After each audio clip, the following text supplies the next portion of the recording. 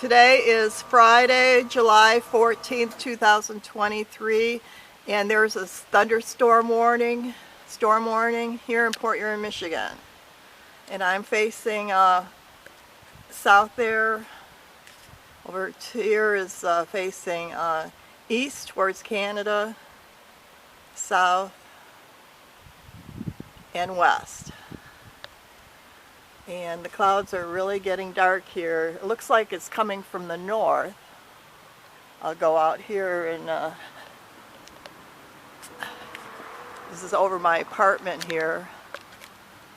So if I go this way, the clouds are very dark over here.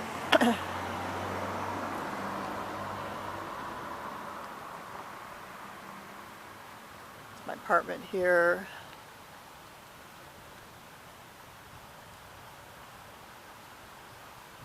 And that's looking west,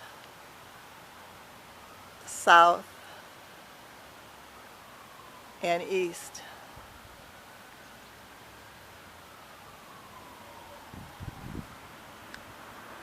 Okay, so I'm going to hang up. I was like I'm on a telephone, but I'm going to turn this off now.